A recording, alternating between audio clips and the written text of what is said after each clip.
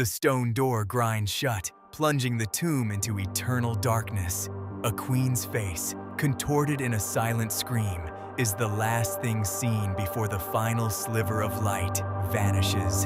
Her eyes, burning with an unholy glow in the pitch black, narrow into slits. A whisper, colder than the grave itself, seeps through the stone, a promise of vengeance carried on the dead air.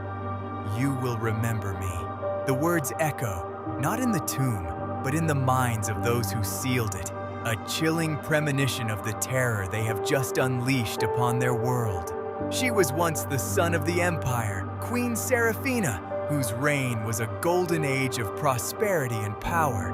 From her throne of polished obsidian and gold, she commanded legions and architects with equal authority, her wisdom shaping the very landscape of the continent.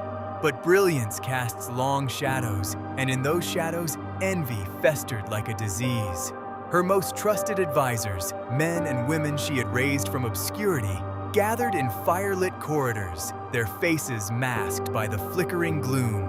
Their whispers were sharp as daggers, plotting the downfall of the very ruler who had granted them their power. They spoke of a sacred ritual, a rite of protection for the empire, luring their unsuspecting queen deep into the catacombs beneath the palace. It was a lie woven with masterful deceit, and as she stepped into the ceremonial chamber, the trap was sprung. The heavy stone slab slid into place, entombing her alive with nothing but her rage and a thirst for retribution. Centuries crawled by, and Seraphina's name faded from glory into a half-forgotten legend. But the empire she had built began to rot from within.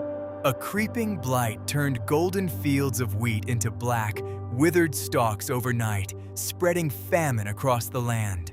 In the bustling cities, shadows seemed to stretch and twist with a malevolence of their own, detaching from the objects that cast them. People whispered of figures seen at the edge of their vision, only to vanish when they turned. Then, citizens began to disappear without a trace, swallowed by the growing darkness. The once great empire was now gripped by an inexplicable fear, a collective nightmare from which there was no waking. The curse, born from a queen's final hate-filled breath, had finally awakened to claim its due. Deep beneath the earth, a tremor shook the ruins of the forgotten tomb. The great stone door, sealed for ages, shattered into 1,000 pieces. From the dust and debris, a figure of pure shadow and ethereal light arose, its form shifting and coalescing into the spectral image of the betrayed queen. Seraphina's spirit, now an entity of terrifying power, drifted through the crumbling halls of the palace above, a place that was once her home and now housed the descendants of her betrayers. They cowered in the throne room, the very seat of her former power, as she materialized before them.